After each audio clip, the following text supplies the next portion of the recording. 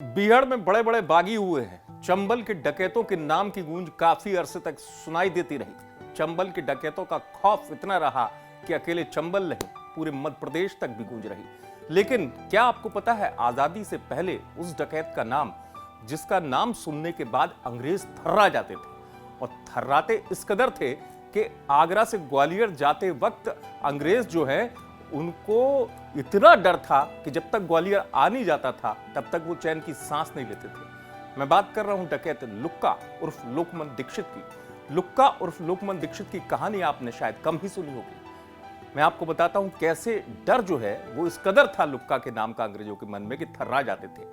दरअसल लुक्का जो है आजादी से पहले जो है डकैत बना, और लुक्का डकैत बने और उसकी वजह थी परिवार के लोगों को मारना पीटना, जो कि गांव के दबंगों ने किया था। उसके बाद डकैत बने लुक्का उर्फ लोकमान दीक्षित।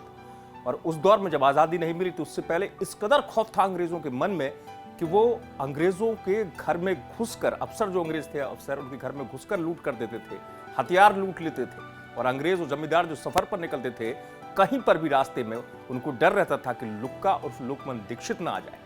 इस कदर डर हो गया था। हथियार तो लूटते थे और उसके अलावा खौफ इस कदर हो गया था कि अंग्रेज उनके नाम से थर्राने लगे थे। यहां तक कि लुक्का को पृथ्वीराज चौहान कहा जाता था कि उनके पास बोली से गोली चलाने की क्षमता थी। बोली से गोली मतलब आवाज सुनकर गोली चलाने की क्षमता थी, और सटीक निशानेबाज थे लुक्का। अब दौर बदल गया, और यह भी कहा जाता है कि आजादी से पहले जब आजाद हुआ देश, उस वक्त वो लगातार चाहते थे कि अंग्रेज भागे। जब देश आजाद हुआ तो उन्होंने मिठाइयां भी बांटी, और नियमों के सख्त थे लुक्का। अब इस उनके परिवार में जो नाती हैं वो बता रहे हैं पूरी कहानी कि कैसे अंग्रेजों के मन में डर था जो उन्होंने अपने पूर्वजों से सुनी है। अंग्रेजों के इसलिए खौफ था कि अंग्रेज जब वहाँ से आगरा से चलते थे ग्वालियर की ओर, भिंड की ओर, तो जी बीच में क्या हथियार वगैरह भी लूट लेते थे अंग्रेजों से।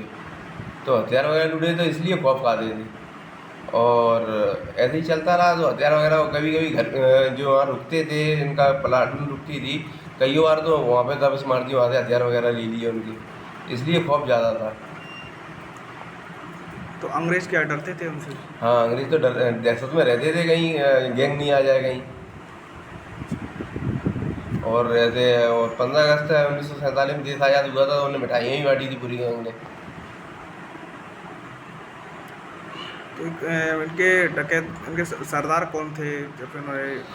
सरदार तो ऐसे क्या है, ये मान सिंह थे जो हमारे मतलब उनकी गैंग में तो जो तहसीलदार सूबेदार जी क्या है साथ में पड़े हुए थे, मान सिंह के जो लड़के हैं आए बाबा के, तो ये मित्र थे।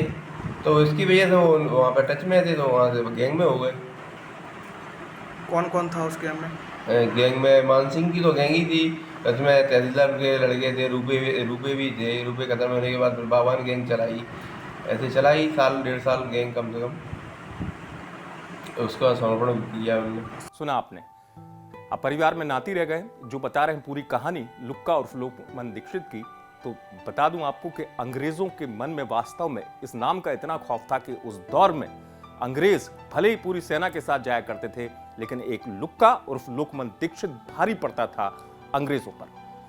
मुरैना से आप तक की खबर पहुंचाई हमारे संवाददाता हेमंत शर्मा ने। आप देखते रहे एमपी तक।